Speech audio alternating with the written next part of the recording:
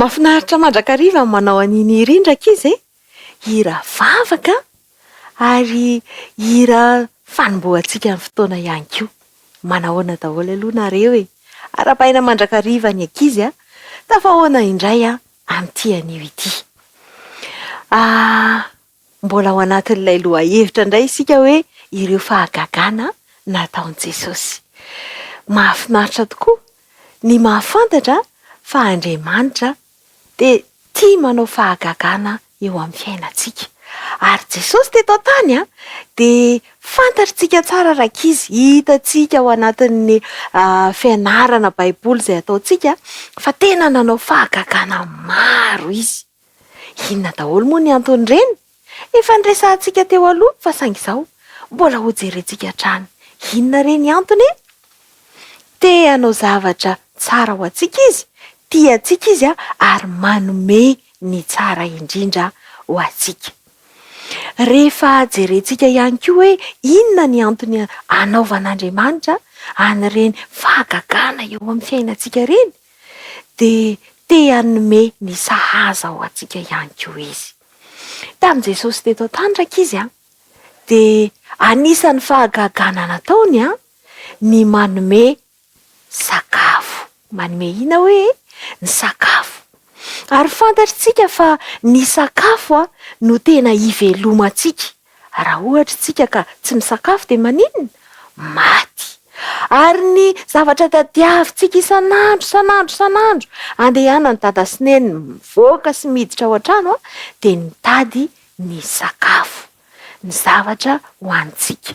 Ary ny fiainantsika, betsaka indrindra izay averimberintsika mandritra ny androm-piainantsika dia ny maninona rakizy? Ny misakafo.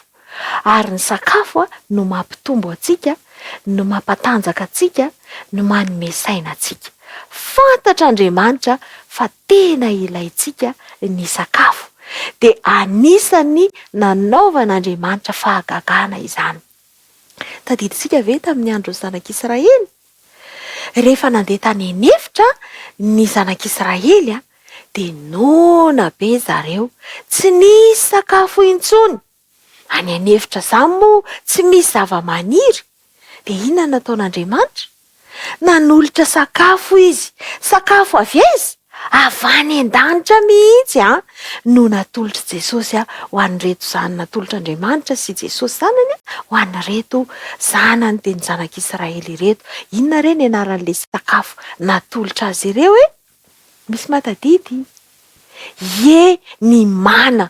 Sakafo avy any an-danitra isa-maraina dia nomen'Andriamanitra ny mana izy ireo mba hohaniny mandritra ny tontolo andro. Dia rehefa avy eo koa dia nomen'inona ihany koa izy hosotrony? Rano. Zava-dehibe izany. Fahagagana nataon'Andriamanitra teo amin'ny zanak'Israely izany.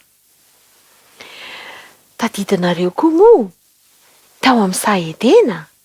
Inona ny zavatra nomanin'Andriamanitra ho an zareo voalohany indrindra, alohany nametrahana zareo tao anatin'izany sa tsara tarehy. Ohatran'izao misy antsika izao. Mbola tsara be noho izao misy antsika izao Nomanin'Andriamanitra tao avokoa ny sakafo. Ny teny fotsiny izy dia misy ny sakafo. Dia rariny loatra raha noresahan'Andriamanitra manokana ary nataon'i Jesosy fahagagana manokana tamin'izy teto ambony tany ny sakafo. Nahantra tokoa ny olona tamin'izany. Sahirana tokoa ny olona tamin'izany. Ary hitan'i Jesosy fa tena nilain'ny olona ny sakafo dia anisan'ny fahagagana nataony izany. Amin'izao fotoana izao dia mbola azon'Andriamanitra tao ny manome ny sahaza ho antsika. Ny manome hanina ho antsika. Fa voalaza ny tenin'Andriamanitra fa tsy tokony ho variana loatra ny amin'izany isika. Na hoe adinitsika ny momba an'Andriamanitra, ny fahatokinan'Andriamanitra sy izay ataontsika eo amin'ny fifandraisana amin'Andriamanitra noho ny fitadiavana sakafo. Tsy tian'Andriamanitra ho adinitsika izy noho ny fitadiavana sakafo. Dia manome ny teniny izy ao anatin'ny baiboly manambara an'izany. Andengatsika hamaky ny tenin'Andriamanitra. Matio 4:9. Aiza hoe Matio toko fahaenina. Matio toko fahaenina dia manomboka amin'ny andininy faha 1:30 aloha ny jerentsika rakizy dia tohizantsika ny 2:30 ary hatramin'ny faha 3:30. Matio toko fahaenina ny andininy faha 1:30 faha 2:30 ary ny faha 3:30. Andeha arovakitsika amin'ny anaran'i Jesosy izany. Dia aza manahy ianareo ka manao hoe inona no hoaninay, na inona no sotroinay, na inona no tafianay. Fa izany rehetra izany dia katsahanjeny tilisa fatratra. Fa fantatry ny rainareo izay any an-danitra fa tokony ho anareo izany rehetra izany. Dia inona ozy izy ny tokony atao? Andininy faha 3:30. Fa katsao aloha ny fanjakany sy ny fahamarinany dia hanampy ho anareo izany rehetra izany. Rehefa katsahantsika aloha ny fanjakan'Andriamanitra, ny momba an'Andriamanitra, ny fifandraisantsika amin'Andriamanitra, izay tena sitrapon'Andriamanitra, rehefa katsahantsika mialoha izany dia omen'Andriamanitra antsika izay ilaintsika. Dia ny inona? Ny sakafo, ny fitafiana, ny inona koa izay ilaintsika mahakasika ny nofontsika. Rehefa nampianatra ny vavaka koa Jesosy rakizy dia nampianatra ny amin'ity sakafo ity. Nataon'Andriamanitra atao anaty vavaka izany. Nampianarin'i Jesosy ho tononontsika ao anatin'ny vavaka izany. Izany hoe nampianarin'i Jesosy hangatahantsika izany sakafo izany. Hangatahana amin'izy? Angatahana amin'Andriamanitra. Fa saingy izao misy fomba fangatahana anazy. Tsy hoe Jesosy ameo sakafo ray trano zahay, ameo sakafo eraky ny tômôbila zahay, na hoe fenoy ny frigideranay. Tsy izany nampianarin'i Jesosy fa andeha vakitsika ny tenin'Andriamanitra. Matio toko fahaenina andininy faha 1:30. Haitsika tsenjery izany satria vavaka nampianarin'i Jesosy mba ho ataontsika. Matio toko faha 1:30 andininy faha firy? Andininy fahaenina. Andao ange vakiny inona no lazainy? Hainareo tsenjery kosa moa ahoana? Matio toko fahaenina manko Matio toko fahaenina andininy faha 1:30. Fa firy hoe? Toko fahaenina andininy faha 1:30. Inona ny zavatra lazainy? Vavaka nampianarin'i Jesosy hoe omeo anay anio izay hanina sahaza ho anay. Haitsika tsenjery izany io? Omeo anay anio izay hanina sahaza ho anay. Ohatry ny ahoana izany no tokony hangatahantsika rehefa tiantsika hanome Andriamanitra? Izay sahaza. Satria raha be loatra no antsika dia maninona indray isika? Marary. Fantatr'Andriamanitra tsara izany. Andriamanitra mantsy rakizy no nanamboatra ny tenantsika dia fantany ny sakafo antonona sy sahaza ho an'ny vatantsika tsirairay avy. Raha mbola kely ianao dia kelikely aloha. Rehefa lehibe ianao dia lehibe kokoa. Dia arakarak'izay izay sahaza izany no angatahantsika. Fa izao kosa inoantsika fa omen'Andriamanitra antsika izany raha mahatoky isika. Ao amin'ny fahagagana izay nataon'i Jesosy tamin'izy tetỳ ambony tany dia nanome sakafo ho an'ny olona be da be Jesosy. Andeha nge ho arahantsika indray izany tantara izany ho hitanao fa mahafinaritra be ary mitsinjo ny olona rehetra Andriamanitra. Dia izao raha mitsinjo ny olona tamin'izany Andriamanitra dia mbola mitsinjo anao koa izy amin'izao fotoana izao. Andeha ary ho arahantsika ilay tantara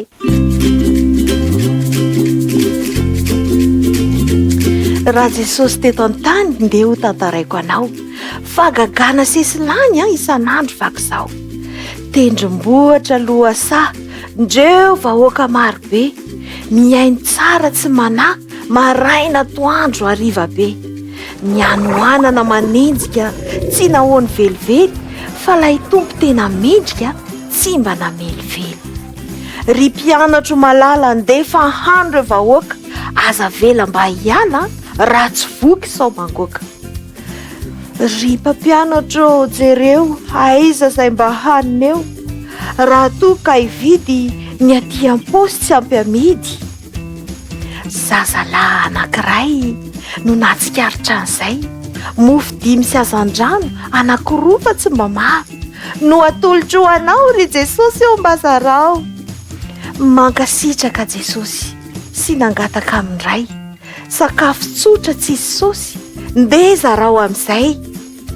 Dia nihinana avokoa na ny kely na lehibe, tena nankafy tokoa, eny tena voko be.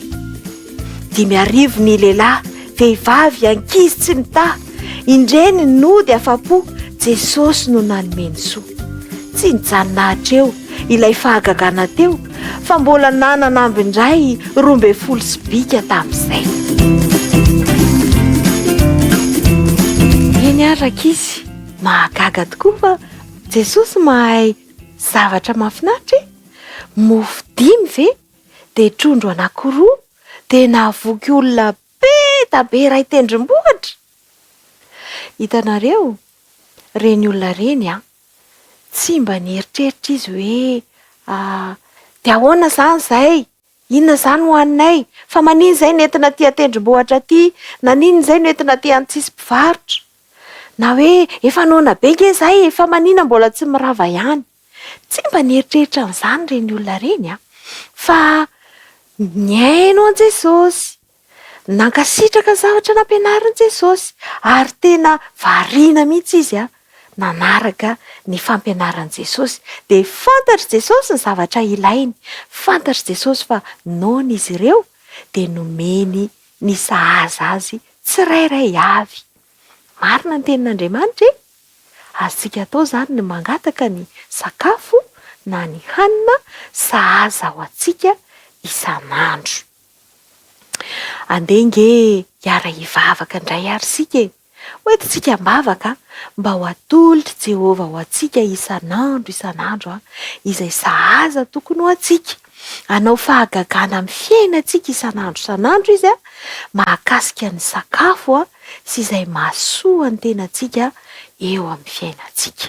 Andao ary sika hiaraka hivavaka akipy daholo indray maso Andriamanitra, misaotra anao zahay fa nampianatra anay ianao fa afaka manao fahagagana ho an'ny fiainanay ny amin'ny hanina sahaza sy ny sakafo tokony ho anay. Misaotra no reny tantara sy fampianarana izay omenao anay ao anatin'ny tenin'Andriamanitra ireny. Mamelà ny elokay, mamelà ny tsy fahalalànay oniny, ary mamindrafo aminay. Ampio izahay mba hatoky anao, ary matoky izahay fa nomeny sahaza ho anay isan'andro ianao. Ampio izahay mba hifandray mandrakariva aminao. Amin'ny anaran'i Jesosy no anonanay hivavaka. Amen. Izay indray rakizy ny amin'ny lohahevitra iny dia izao, aza mbola miala aloha mbola tsy tapitra ane fandaharana mbola misy fandaharana maromaro iarahantsika eo Rehefa avy eo izao tsika dia hiaraka milalaina, hanao zamahay. Inona moa izany? Ho hitanao ao rehefa avy eo ao aorianan'izay tsika dia mbola ho avy eo ihany koa oseanina ao anatin'ilay hoe sama-mantatra. Dia ao aorianan'izay hiaraka mijodo tsika, hiaraka mizaha mihira, hiaraka hira tsika mahafinaritra ny hira ao ataony. Dia mbola ho avy eo koa laingo inona ilay fandaharan'ny laingo? Ie, za endry. Dia manarafinaritra rakizy, misy hirahira koa eo andeha ary anaraka amin'ny fandaharana manaraka si.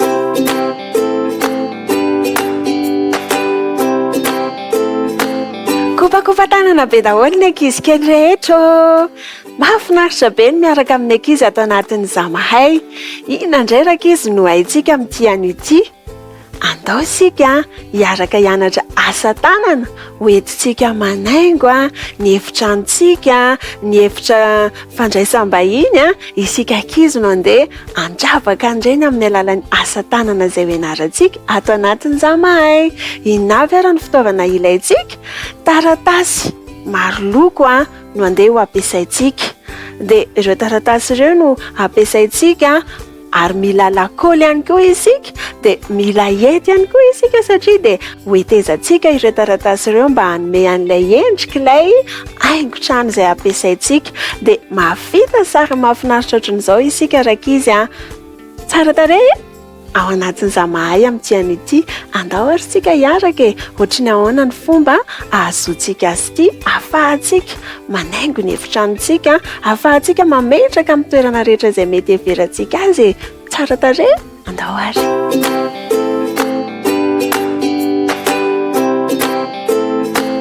efa vonina rakizy ny fitaovana izay ilayntsika amin'ity anio ity taratasy samihafa ny lokony kanefa mitovy ny endriny manana endrika efajoro izany hoe mitovy avokoa zany ny habeany ireto taratasy izay ho ampiasaintsika amin'ity anio ity inona ary ny ataontsika voalohany andao isika aka taratasy loko anankiray ohatra hoe ny orange zany zao ndraisintsika voalohany asiantsika lakaoly rakizy ny faritra ny zorony anankiray rehefa avy asiantsika lakaoly ny zorony anankiray dia afosotritsika hiditra makany anatiny iny nisy lakaoly iny ataontsika izay hikambanany amin'ny zorony iray eo akaikiny rehefa mikatonao izy rakizy dia mahazo endrika korinera tahaka izao isika manamboatra korinera amin'ilay taratasy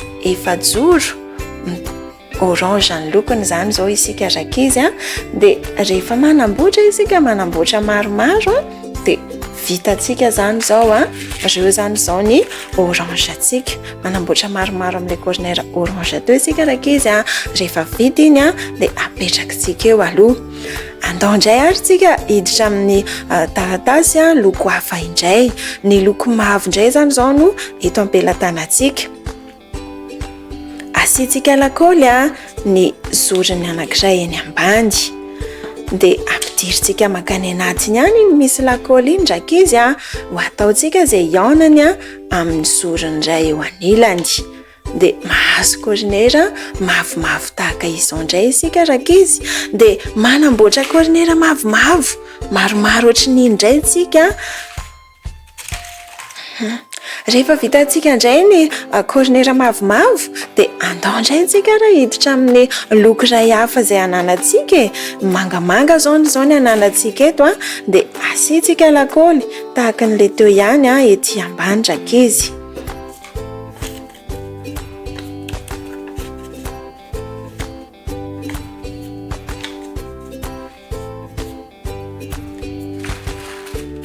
dia manamboatra korinera mangamanga maromaro indray ilay ankizy kely rehetrarehetra vita arany iny ny mangamanga dia inona sisa ny loko farany ananantsika eto ny rose andeha indray tsika anamboatra ny korinera rose asiantsika colle ihany ny zorony anankiray amin'izy efatra dia ho ampidiritsika makany anatiny ilay misy lakaoly iny ary ampiaontsika amin'ny zorony anankiray mba ahatonga azy anana endrika korinera dia rehefa vitantsika izay rakizy dia manamboatra maromaro amin'iny orange iny tsika dia mahazo korinera orange maromaro ny ankizy kely vita aran'izay ny korinerantsika inandray no ataontsika manaraka manety taratasy anankiray isika izay loko tiantsika ankizy ihany dia ataontsika manana endrika boribory indray izay taratasy iray hafa izay dia izay loko iangatsika rakizy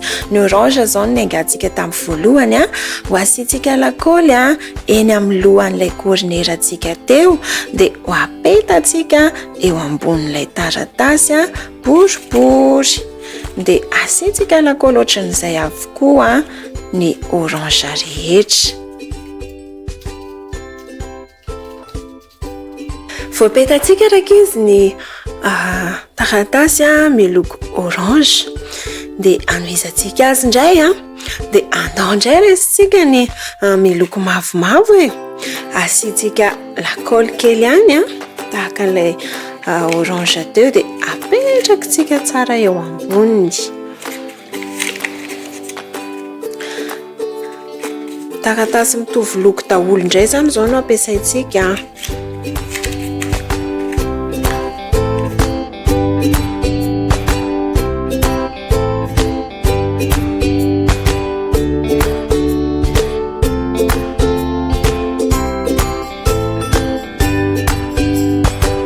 rehefa voapetatsika rakizy a ny taratasy miloko mavo dia andeha hotoizatsika amin'ny loko mangamanga indray zany.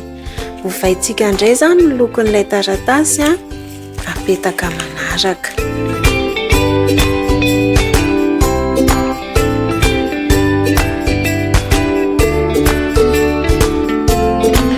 Amaranantsika azy a dia le loko iray hafa farany rose zany zao ny loko farany tafela eto a dia ny rose no apetakantsika farany.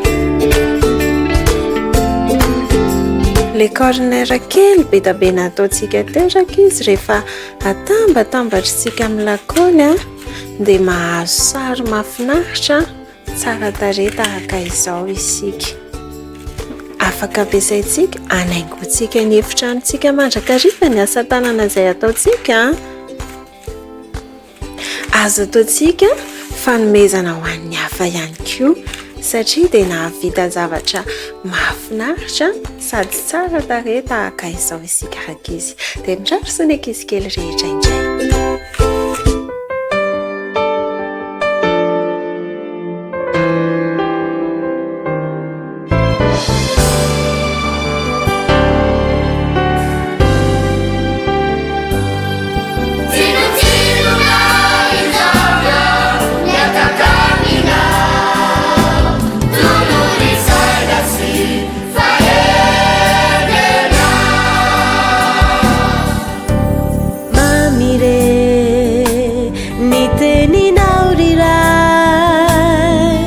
Le funa manindrona ny fo izy indray no tsy eritreritra fitiavana izany velona tokoa ianao ritompo mavelona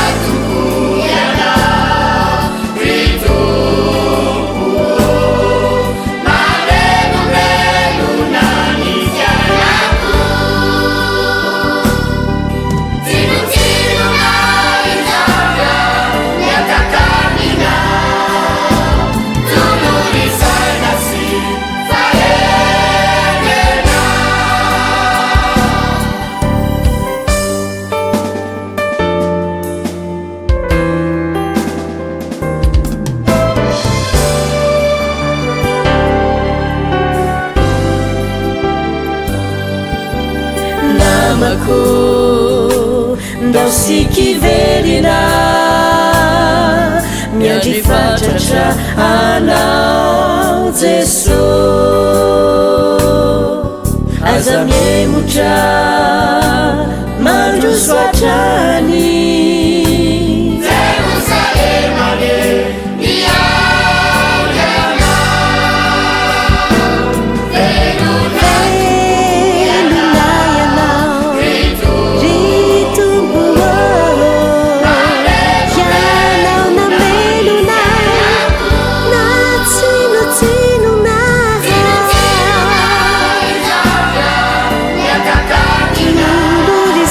na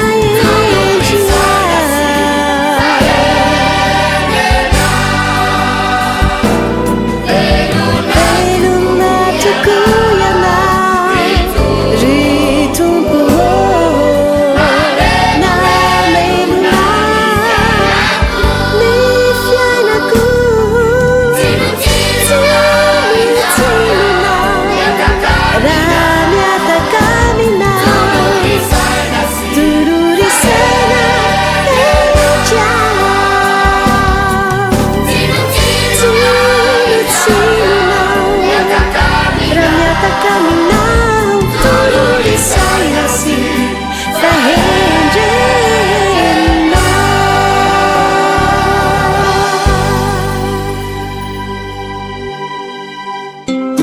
miarabantsika rehetra raka izy fa indray tafoana amintsika amin'ity fotoana ity androantsika dia resaka mikasikana zavatra mahagaga anankitelo momba ny biby. Ny voalohany amin'izy ireo dia ny atao hoe hibernation. Inona moa izay natao hoe hibernation izany? Any firenena any andafin-dranomasina any dia rehefa tonga ny ririnina dia milatsaka ny ataontsika hoe la neige na ny oram-panala amin'ny teny gasy. Dia mandritra izay fotoana izay raka izy dia tsy misy zava-boary maniry mihitsy dia mintsana daholo ny voankazo dia mampalahelo be fa tsy manana sakafo izany ny biby izay mipetraka any anaty ala. Dia ahoana ary natao ireo biby ireo mba hahafahany hiveloma mandritra ny ririnina? Dia tsotra kely ny valiteny mandritra ny vanim-potoana mafana dia manangona sakafo be dia be ireo biby ireo. Dia alohan'ny ilatsahan'ny la neige izany hoe fotoana fohy alohan'ny ririnina dia misakafo be dia be mihoatra ny isan'andro ireo biby ireo. Dia mandritra izay fotoana izay dia mamorona tavy be dia be ny vatany.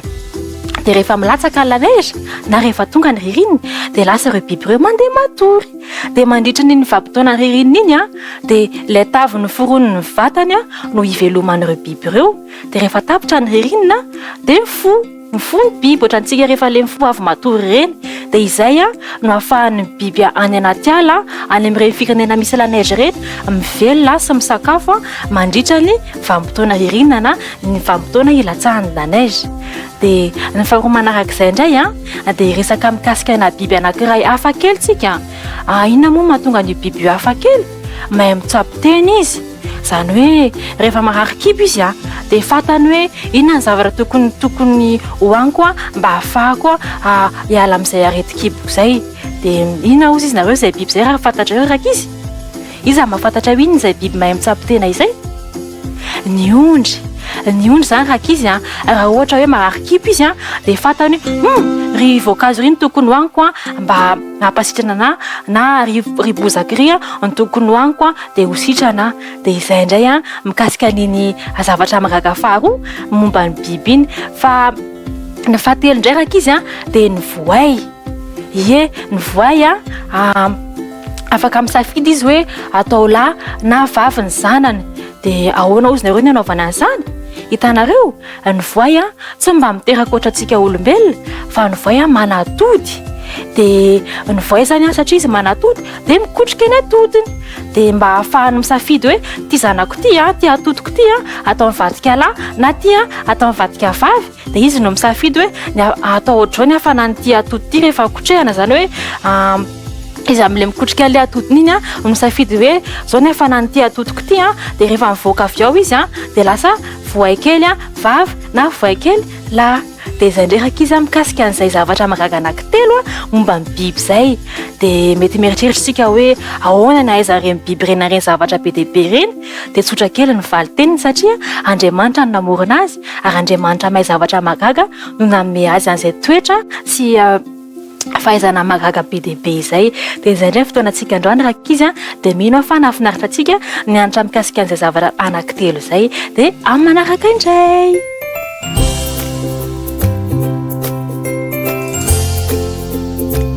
Tonga sondray tsika raka izy ao anatin'ny fandaharana samy miaina. Androany indray tsika dia hijery lohahevitra vaovao mety fohifohy izy ty fa dia akatsika lesina goavana be mihitsy.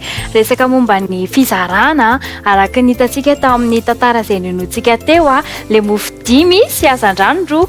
Dia resaka momba ny fizarana izany no jerevantsika amin'ity androany ity. Anatin'izay fizarana izay dia tsika raka izy tokony tia mizara. Tokony tia mizara mihitsy isika satria zanak'Andriamanitra isika natao hizara satria Andriamanitra tia mizara, Jesosy koa tia mizara ka noho izany zanany isika dia tokony mahay mizara. Ahoana moa izany mizara izany? Rehefa ohatra hoe manana goûté tsika dia tsy hoe andeha hiafintsika fa manana goûté hoe sao dia angatahany ankizy fa tokony mizara isika indrindra ho an'ireny olona izay mety hoe tsy manana fahasahiranana izy amin'ireny indrindra no tokony hanaovantsika izay fizarana izay. Indrindra konkoa ohatra hoe ny amin'ny intéressé any am-piangonana, ireny konkoa indrindra ireny konkoa tokony ataovantsika izay any fizarana izany. Ohatra hoe misy akanjo tsy atononantsika tsony dia angoniny ireny izay mbola tsaratsara dia angonitsika ireny dia amehtsika an'ilay any amin'ny intéressé na any amin'ny namantsika izay mety mila an'izany. Kilalao ihany koa dia tena ilainy satria mety misy ankizy tsy manana kilalao any amin'ny toeran-kafany dia itsika manome fifaliana azy ireo amin'ny alalan'ny fanomezana izany kilalao izay tsy ampiasaintsika tsony izany. Tena mahatsapa fifaliantsika ao anatin'izany fizarana izany andramony tena hita mihitsy hoe tena faly be itsika rehefa manandrana hoe mizara. Dia izay indray izany ndraiky izy ny lohahevitra antsika tamin'ity fandaharana Izaho Mahay Miaina ity.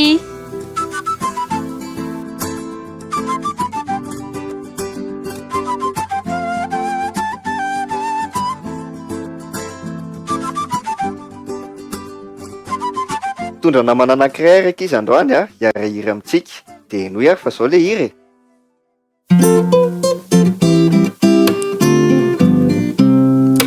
Magagare ireo asa vitanao,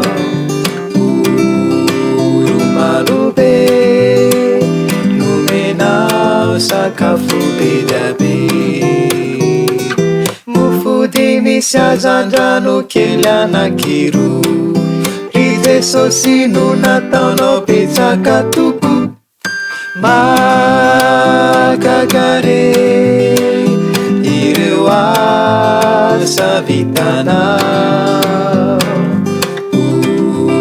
oromarobe nomenao sakafo be dia be.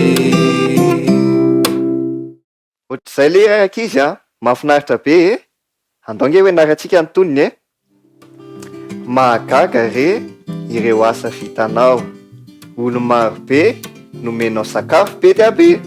Averintsika ihany mahagaga re ireo asa vitanao, olo maro be nomenao sakafo be dia be. Ny refrain indray ankizy dia ohatr'izao: mofo dimy sy hazan-drano kely anakiroa, ry Jesosy no nataonao betsaka tokoa. Averintsika ihany mofo dimy sy hazan-drano kely anakiroa, ry Jesosy no nataonao betsaka tokoa. Ndao ary raha antsika mamerina amin'izay le hira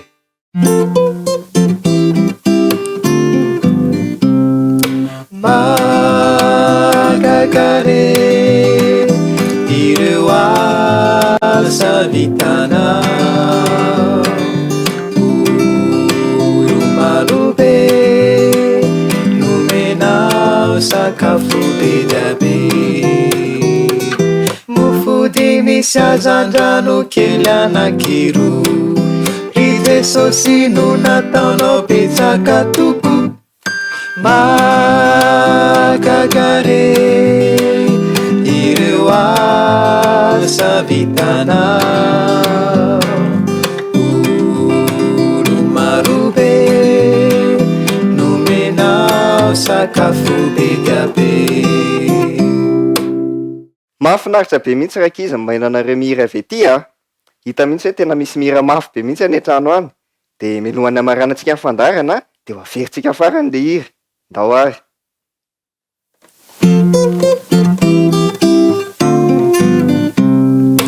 Magagare ireo asa vitanao, oromarobe nomenao sakafo be dia be, mofody misy hazan-drano kely anakiroa, ry Jesosy no nataonao betsaka toko. Magagare ireo asa vitanao, oromarobe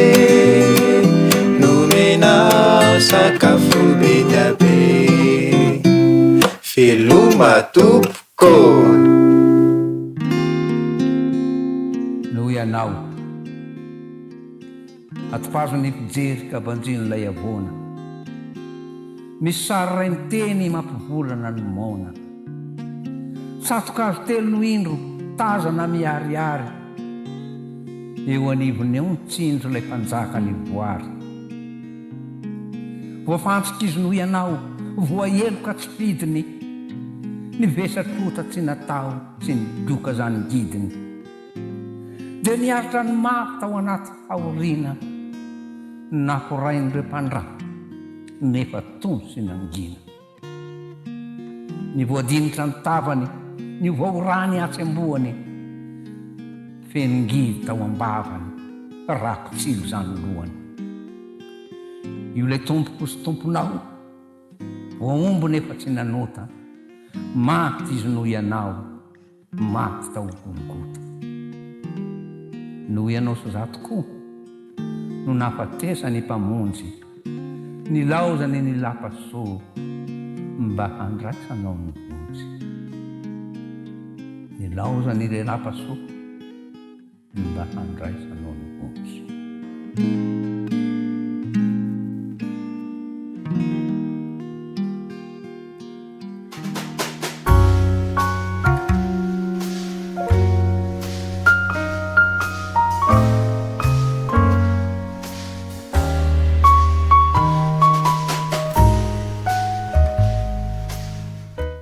feno fifaliana ny fo afaka miaona finaritra aminao mpijery manaraka ny fandarana indray a ary sady miarahaba zahay no mirary soanao aharitra hijery am'izany hatramin'ny farany mbola manana vahiny atrantsika ny pasteur André Palatiana Fanera zay hitondra ny famelabelarana amintsika eto a ao anatin'ilay loahevitra atao hoe mateza roritina arainay eo zay any an-danitra efa any amin'ny andininy fahatelo ambin'ny folo no misy atsika manao hoe fanao ny fanjakana ny hery ny voninahitra mandrakizay amen koa dia sady faly zahay mitafahoana aminao a no efa todina ihany koa pasteur inona indray no tianao ambara amin'ireo fehezanteny a vitsivitsy a zay atao hoe mamaraparana ny vavaka raha fianarana Jesosy ny mpianan'ireo ya miarabanao namana toloha aloha voalohany indrindra ary manona fiadanany tompo amintsika rehetra ny koa manaraka izao fandarana izao isoratsika Andriamanitra fa noho ny famindram-pony dia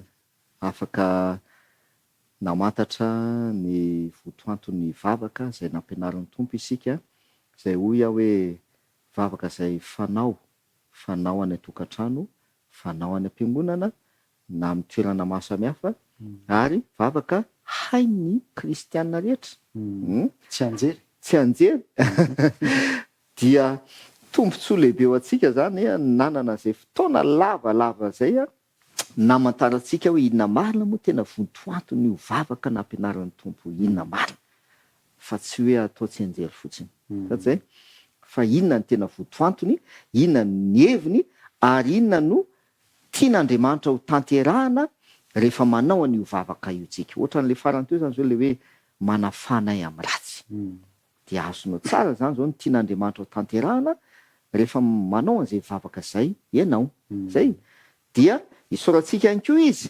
satria tonga eo ampamaranana le vavaka tsika zao mamarana atsika amin'ny alalan'ny ilay zavatra anankitelo de hoe anao ny fanjakana sy ny hery ary ny voninahitra mandrakizay zay mamarana azy nanomboka le vavaka de hoe ranay zay any an-danitra ao a mamarana azy de hoe anazy anao ny fanjakana ny hery ary ny voninahitra ny anaovantsika anazy namana dinody izao atambatsika izy anankitelo reo fa mety tsy ho vita ao anatin'ny ndray mandeha zany le fanazavana fa mety ho zaraitsika ny fanazavana an'le izy hoe inona moa ny tian'Andriamanitra ho ampitaina amintsika rehefa manao ny vavaka io tsika hoe anao ny fanjakana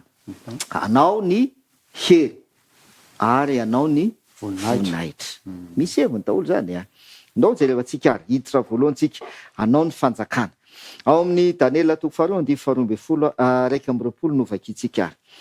Daniela toko faharoa andiny fa raiky amby roapolo. Zao ny vaky ny teny Daniela toko faharoa ny andininy fa raiky amby roapolo. Ary izy no mandahatra ny andro sy ny fotoana. Izy no manaisitra mpanjaka sy manangana mpanjaka. Izy no manome fahendrena ho an'ny endry sy fahalalana ho an'izay mazava saina. Zao tsara eto zany zao a. Mazava be le volazan'ny ten'Andriamanitra. Ary izy, Andriamanitra zany, no mandahatra ny andro sy ny fotoana. Zao tsara. Mandahatra ny andro sy ny fotoana izy. De ozy izy no manaisitra mpanjaka sy manangana mpanjaka. Andriamanitra anie no zay le hoe anazy ny fanjakany. Izy no manaisitra mpanjaka, de izy no manangana mpanjaka. Hiatrika toe-javatra maro samihafa zay eto amin'izao tontolo zao, any amin'ny firenena maro samihafa, anisan'izany koa eto amintsika sy ny sisa. Fahazadino io ten'Andriamanitra io. Andriamanitra no manaisitra mpanjaka sy manangana mpanjaka. Satria ny antony de zay. Anao ny fanjakana. Anao ny fanjakana. Ety an-tany ka hatrany an-danitra. Anazy ny fanjakana. De Jesosy moa manamafy an'izay namana dinao rehefa tonga de ety an-tany Jesosy de niteny izy ao amin'ny Jaona toko fahavalo ambin'ny folo andiny fahina amby telopolo. Ao vakitsika ny teny Jesosy. Jaona toko fahavalo ambin'ny folo andiny fa enina amby telopolo. Jaona valo ambin'ny folo ny andiny fahina amby telopolo. Jesosy namaly hoe ny fanjakako tsy avy amin'izao tontolo zao. Fa raha mba avy amin'izao tontolo zao ny fanjakako de ho niady ny mpanompoko mba tsy ho voatolotra tamin'ny jiosy aho. Nefa ankehitriny tsy avy amin'izany ny fanjakako. Jesosy io zany de miteny. Tamin'izy teto an-tany io de niteny izy hoe ny fanjakako Jesosy. De ao izy tsy avy amin'izao tontolo zao. Tsy avy amin'izao tontolo zao. Tsy avy amin'izao tontolo zao ny fanjakan'i Jesosy Kristy. Ary izay mahatonga ny Paoly manamafy. Jereo fefa tateo aoriana ny niakaran'i Jesosy tany an-danitra. De Paoly miteny any amin'ny Filipianina, epistile amin'ny Filipianina toko fahatelo andiny faharoapolo. De manamafy an'io teny Jesosy io ny teny ataon'ny Paoly. Raha miteny Jesosy ny fanjakako dia tsy avy amin'izao tontolo zao izy Jesosy. Fa raha avy amin'izao tontolo zao izy ny fanjakako dia mba niady. Mampieritreritra be le teny Jesosy. Raha mba avy amin'izao tontolo zao izy ny fanjakako dia mba niady ny mpanompoko. Kanefa zavatra misy any amin'izao tontolo zao namanadinao miady ny fanjakana eto amin'izao tontolo zao.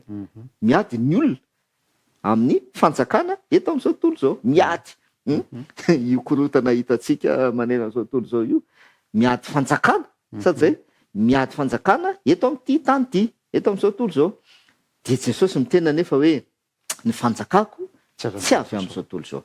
Ndao vakitsika le Filipianina toko fahatelo ny andiny faharoapolo. Filipianina toko fahatelo andiny faharoapolo. Fa ny fanjakantsika de avy any an-danitra. Ary avy ihany koa ny miandrasantsika mpamonjy dia Jesosy Kristy Tompo. Ny fanjakantsika dia avy any an-danitra izy. Ary avy ihany koa ny andrasantsika mpamonjy dia Jesosy Kristy. Ravana malala. Rehefa manao ny vavaka io zany ianao hoe raha anay zay ny an-danitra anao ny fanjakana. Dikan'izay manaiky ianao fa ny fanjakan'Andriamanitra tsy eto amin'ity tany ity. Fa ny fanjakana dia any an-danitra ny fanjakany. Any an-danitra ny fanjakana. De ianao zany rehefa manao ny vavaka io hoe an'Andriamanitra ny fanjakana. Izy no manaisitra mpanjaka. Izy sy manangana mpanjaka. Dia ianao zany amin'izay fotoana izay miala tsena tonga de mahitsy be. Tsy tokony hiady amin'ny fanjakana eto amin'ity tany ity. Satria an'Andriamanitra ny fanjakana. Sady zay izy manaisitra sy manangana mpanjaka.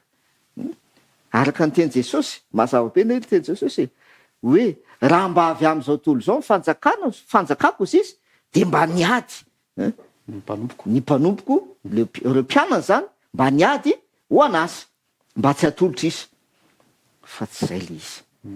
fa an'Andriamanitra ny fanjakana, anazy ny fanjakana, na ny an-danitra io na ety an-tany io, izy no mifeh ny zavatra rehetra manerana an'izao rehetrarehetra zao. De tsara namana dinao misy faminaniana voalaza mahakasika an'izay sy manamafy an'izay zavatra zay, resaka fanjakana zany moa le izy zay manamafy le hoe an'Andriamanitra ne fanjakana e, na ny an-danitra na ety an-tany e. De misy le faminaniana ao amin'ny Daniela toko 2. De tsy ho vakitsika manontolo zany le Daniela toko 2 zay milaza na faminaniana izy io, faminaniana ny amin'ny fanjakana eto amin'ity zao tontolo zao ity mandraka ankehitriny. Tsy hoe efa tamin'ny lasa ihany fa hatramintsika amin'ny teny zao dia mbola tafitotra anatin'io faminaniana Daniela toko 2 io zay. De ao amin'le faminaniana io zany zay nomen'Andriamanitra ny Daniela de miresaka fanjakana, fanjakana zay miseho teto amin'izao tontolo zao zay, zay tamin'ny alalan'ny sary olona vongana anankiray vita amin'ny metaly samy hafa, ny lohany volamena, ny sandry sy ny tratrany volafotsy, ny kibony sy ny feny varahina, ny fe sy ny ranjo vy, ary ny tongotrany vy sy tanimanga mifangaro. Zay le fahitana zay miresaka fanjakana ozy izy hamafisoko tsara. Io faminaniana io dia miresaka ny amin'ny fanjakana misy teto amin'izao tontolo zao mandraka ankehitriny. Ahoana ny ilazantsika le hoe mandraka ankehitriny ara? Dia tafitotra anatin'io faminaniana io. Nao ara maky toko sandiny vitsivitsika ara. Ao amin'ny Daniela toko 2 misy azy Daniela toko 2 dia olazay vakitsika aloha ny 7:20. Daniela toko 2 ny 7:20. Zao mivaky ny teny Daniela toko 2 de ny 7:20. Kanefa misy Andriamanitra ny an-danitra zay mampiseho zava-miafina ka mampafantatra ny Nebokadnezara mpanjaka izay ho tonga ny amparany. Atreo ihany zay. Zay mitsara io faminaniana efa nomena ny Daniela tany aloha be tany tamin'ny andron'ny Nebokadnezara mpanjaka teto amin'izao tontolo zao, tamin'ny fanjakana Babiloniana nanjaka teto amin'izao tontolo zao, fa voalaza izy izay ho tonga any amparany mandraka ankehitriny dia voalaza an'io faminaniana io. Zavatra iseho aty amparany de voalaza ny faminaniana amin'ny Daniela toko 2. De inona zavatra miseho ary? Aiza ho aiza amin'le faminaniana zany tsika io zany zao. Zay zany le fanontaniana. Aiza ho aiza amin'le fanjakana zany zao tsika io, satria mampiseho fanjakana le sary olona, satria mampiseho fanjakana. De aiza ho aiza tsika io zany zao. Ndao ara vakitsika ny 7:70 ary. Daniela toko 2 ny 7:70. Ary ny fanjakana faefatra dia ho mafy toy ny vy, fa toy ny vy manoritory sy manamongomongo ny zavatra rehetra, ary toy ny famakivaky ny vy ireo rehetra ireo dia toy izany namakivakiana izy hanoritorony azy. De 7:70. Ary satria hitanao ny tongotra sy ny ratsa-tongotra fa ny tapany tanimanga tapany tanimanga ny mpanefy tanimanga, ary ny tapany vy dia ho fanjakana mizarazara izy, nefa isy herim-by ao aminy satria nahita vy miaro tanimanga mbola fotaka ianao. Atreo aloha. Azadino, sary olona le izy, hatrany amin'ny lohany ka hatrany amin'ny tongony. Ny aty amin'ny tongotra, io zany ny farany, tsisy akoatra ny tongotra. Zay. Ny aty amin'ny tongotra, vy sy tanimanga. Mampiseho fanjakana. Zay. De voalaza ny eto mazava tsara, 7:70. Satria hitanao ny tongotra sy ny ratsa-tongotra fa ny tapany tanimanga ny mpanefy tanimanga, ary ny tapany vy dia ho fanjakana. Zay tsindriko tsara foana. mampiseho ny fanjakana misy eto ambony tany le fahitana. De inona ny asehony? Fanjakana mizarazara izy. Mizarazara ahoana? Isy herim-by ao aminy. Zany hoe isy fanjakana mafy matanjaka. Satria nahita vy niara-tamanga ianao. Mbola fotaka malemy zany. De toizantsika 2:20 ary. Zay manazava misimisy kokoa an'izay zavatra 2:20 sy ny 7:20. Daniela 2:2:20 sy ny 3:20. Ary toy ny ratsan-tongotra ny tapany vy, ny tapany tanimanga, de ho toy izany ny fanjakana. Ny tapany ho mafy ary ny tapany ho malemy. Ary toy ny nahitanao ny vy miaro tanimanga mbola fotaka, de toy izany no hiarony amin'ny taranak'olombelona. Nefa tsy hitambatra izy, de toy ny tsy fetezan'ny vy miaro amin'ny tanimanga. Saora to. Zero tsara, mampiseho fanjakana le izy hoa. Fanjakana eto amin'izao tontolo izao. Vavatsika hoe raha inaizy any an-danitra anao ny fanjakana. An'Andriamanitra ny fanjakana. Satsy de manahoana ny fanjakana eto amin'izao tontolo izao ary.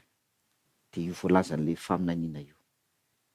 Mamarana an'le sary olona ny tongotra mamarana azy. De le tongotra vita amin'ny vy sy tanimanga. De mazava be le ten'Andriamanitra. Vy ozy izy maneho herim-by na mafy, tapany mafy, tanimanga malemy. Zay zany mahatonga le hoe azao andro iainantsika zao, andro any am-parany no tanteraka le faminaniana. Satria ny zavatra miseho amin'izao andro iainantsika zao de io voalaza io. Misy fanjakana tena matanjaka, misy fanjakana malemy. Zay asehon'le tanimanga. Fa ny heviny faharoa de le voalazan'ny 2:4:20. De ozy izy ny heviny faharoa 2:4:20. Ary toy ny nahitanao ny vy miara-tamanga mbola fotaka, de toy zany no hiarony amin'ny taranak'olombelona. Nefa ahoana izy izy? Tsy hitambatra izy. De toy ny tsy fetezan'ny vy miaro amin'ny tanimanga.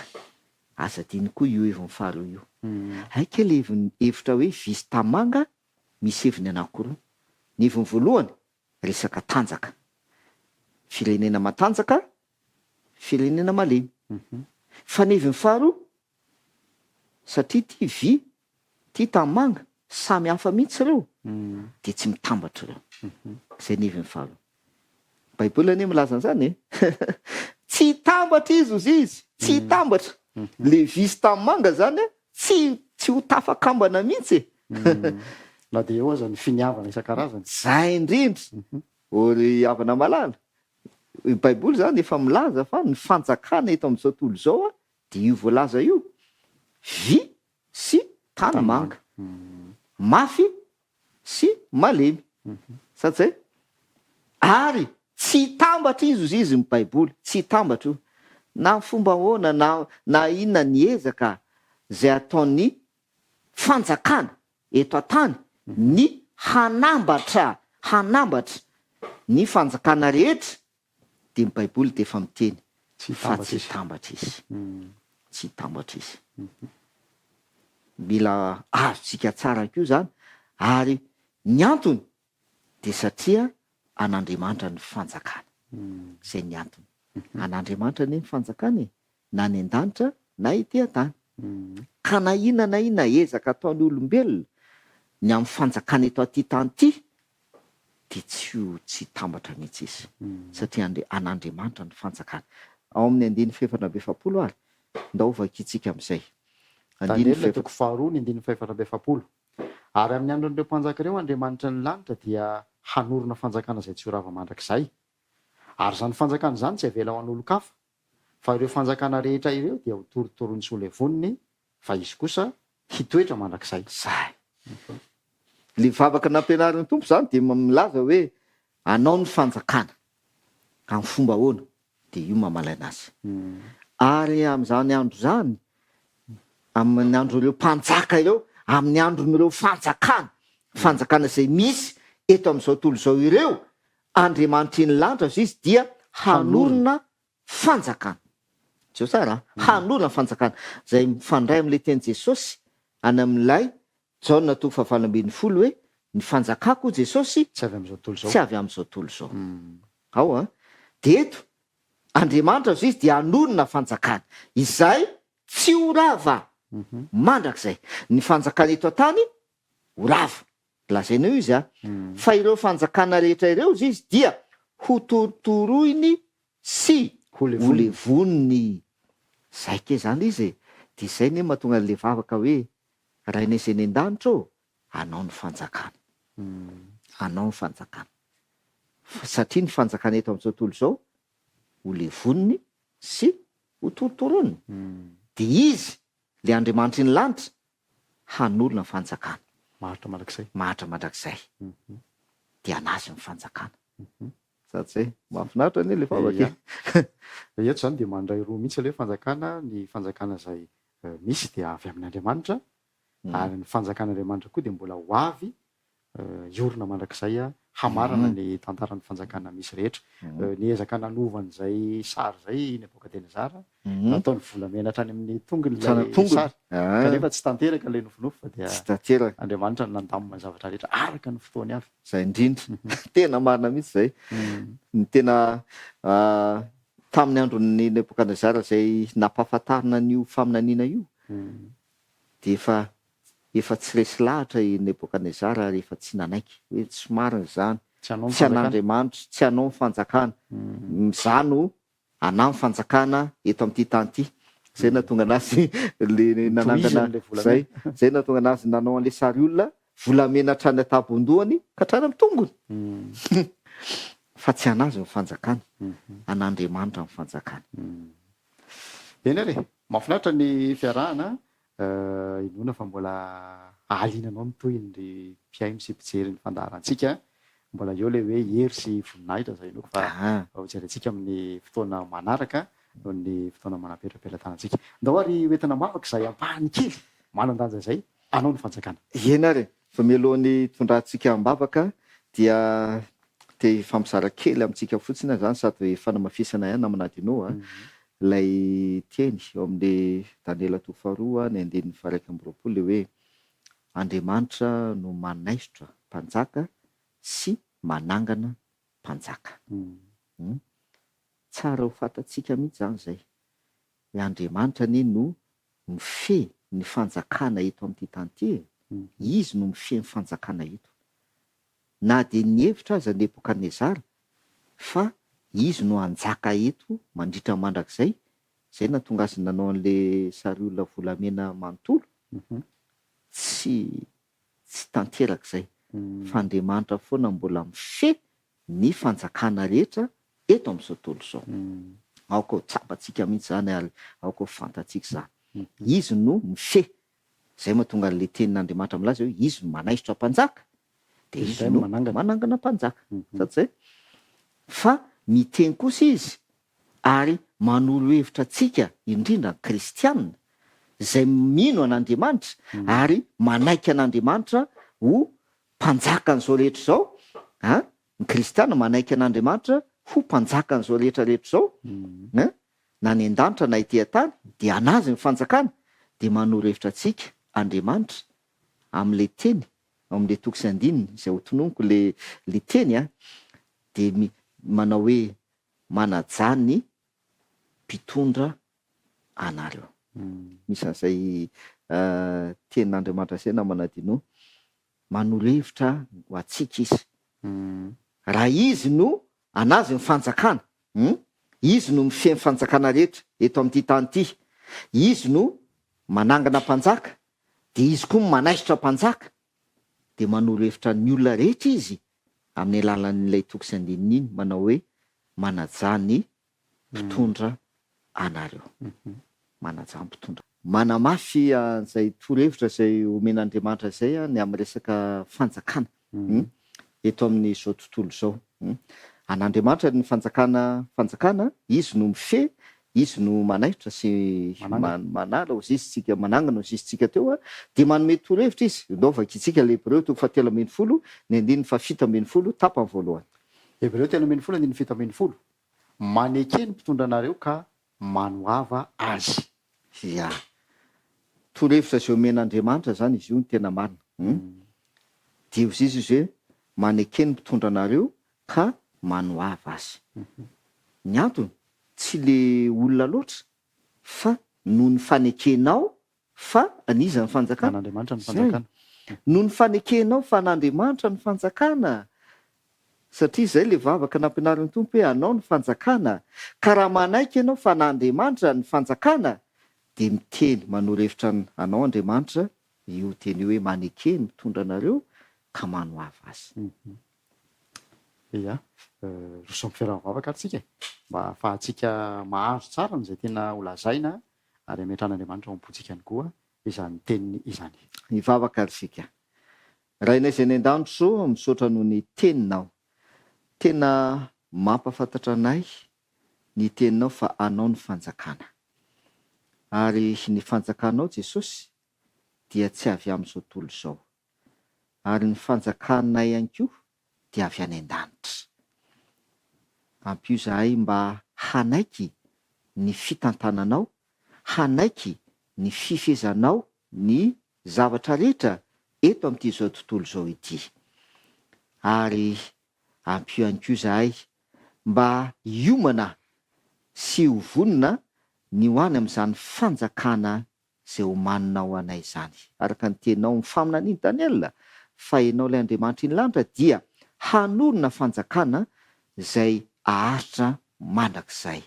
Ny fanerenay dia mba ho anisan'ny mponina ao amin'izany fanjakana mandrakizay zany ane izay tsirairay avy. Amin'ny anaran'i Jesosy. Amen. De akasitrana ny faharitanao nanaraka ny fandarantsika mbola itoy zany ty famelabelarana mikasika ny vavaka nampianaran'ny tompo ity hamaraparanantsika azy amin'ny heriny an'io toy izao. Isaorana ny pasteur Andriambaratena Fanera zay nanaiky fitaovana nampitan'izany fahalalana sy fitahina be lehibe ho antsika izany. Akasitrana koa no mpiaino sy mpijery an-tsaina zay nanaraka ny fandarana. Isaorana namana teknisianina ihany koa nanao ny ainy tsy ho zavatra mandrapiresaka mandra-pijery manam-piteno amin'ny manaraka inazy.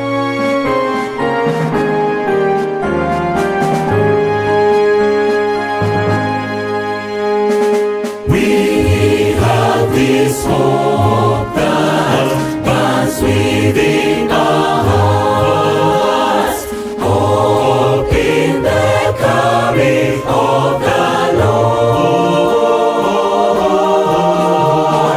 We have this faith that Christ alone imparts, faith in the promise of His word. We believe the time is here when the nations far and near shall awake and shout and sing, Hallelujah, Christ is here. We have this hope that burns within our hearts, hope in the coming of the Lord. We are united in Jesus Christ our Lord. We are united in His love, love for the waiting people of the world, people who need a Savior's love. Soon the heavens will open wide, Christ will come to claim His bride. All the universe will sing, Hallelujah, Christ is here. We have this hope, this faith and God's great love. We are united in Christ.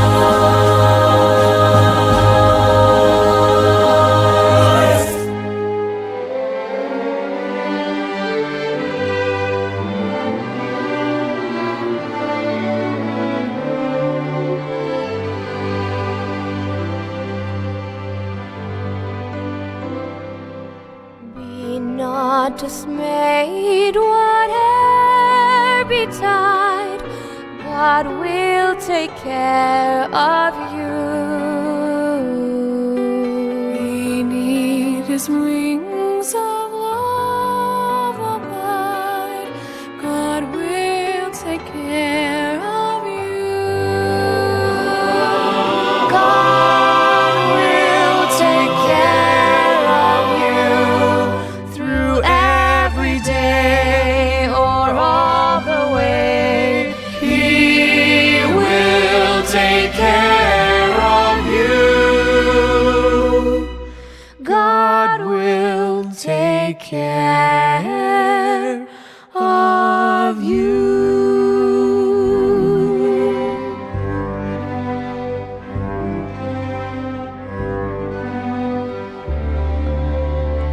All you may need, He will provide.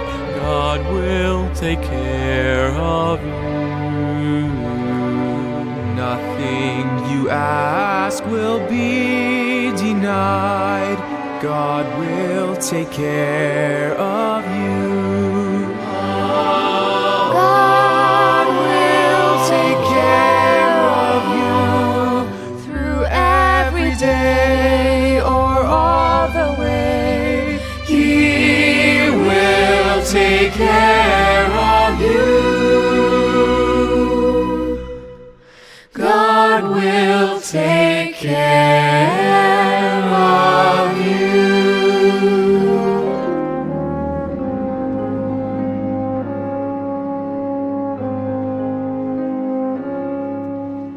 No matter what may be the test, God will take care of you. Lean weary one upon His breast, God will take care of you.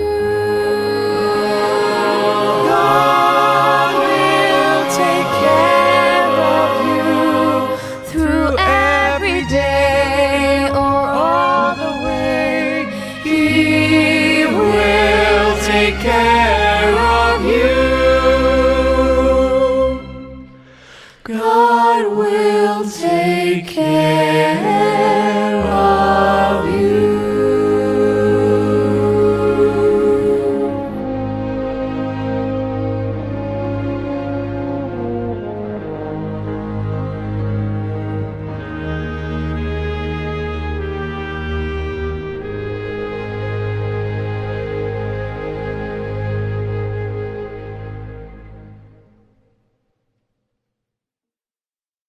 God will take care of you through every day or all the way. He will take care of you.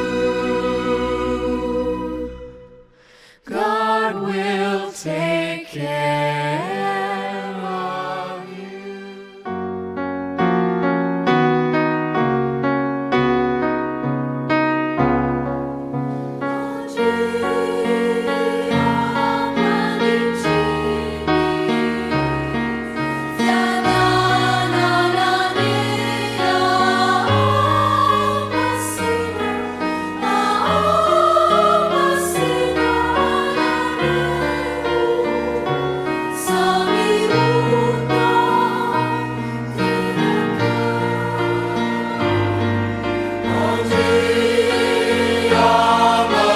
Amen.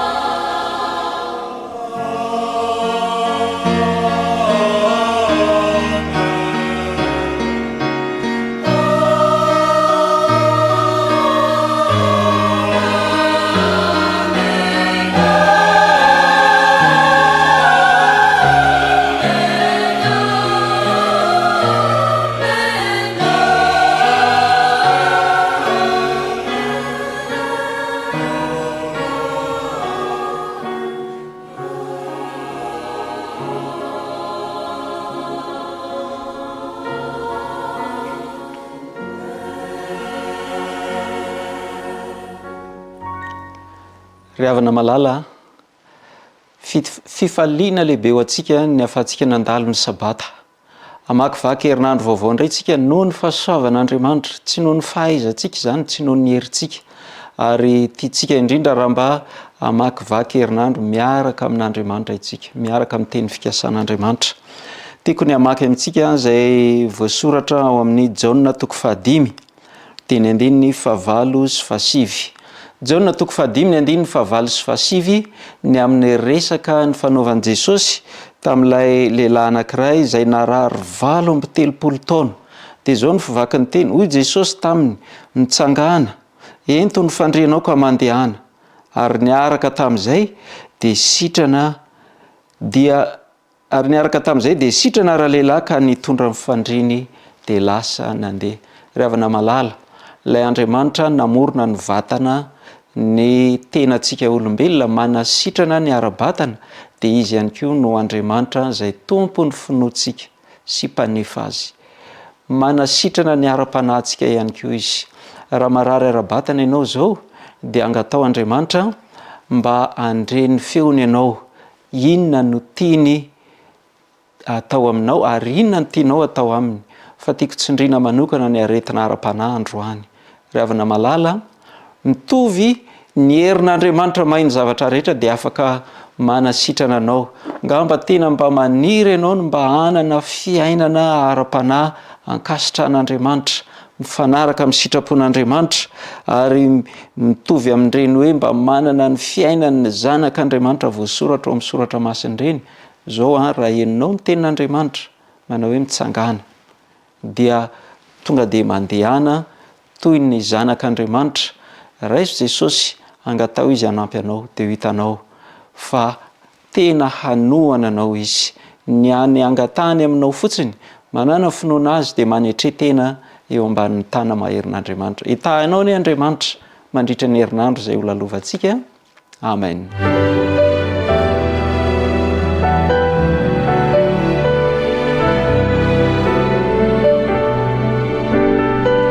Andriamanitra misaotra anao zahay noho ny teninao, ary misaotra anao zahay noho ny fifaliana nandritra ny sabata sy ireo programa maro izay narahanay. Ankehitriny ary raha makivaky herinandro vaovao izahay, angatahako anao Andriamanitra mba hitahy anay tsirairay avy, mba ho fanomezam-boninahitra ny anaranao ny fiainanay. Angatahako ianao mba hitahy ny mpiaino izay manaraka an'izao fandaharana izao, ireo izay mba maniry ny anana fiainana ankasitra anao, anana fiainana masina toa ny Joba. Ianao mihitsy no niteny hoe i Joba dia mahitsy, matahotra an'Andriamanitra, tsy misy tsiny. Andriamanitra, izay rehetrarehetra dia mba irenay ho toy izany. Angatahanay ianao mba hanohana anay, angatahanay ianao mba hanampy anay, angatahanay ianao mba hiteny aminay sahala amin'ilay lehilahy narary 70 taona hoe mitsangana dia mandehana, ary dia andeha izay Jesosy eo ambanin'ny herin'ny fanahinao masina, ka dia mba hamakivaky herinandro vaovao eo ambanin'ny fitantananao. Angatahanay amin'ny anaran'i Kristy nivavaka. Amen.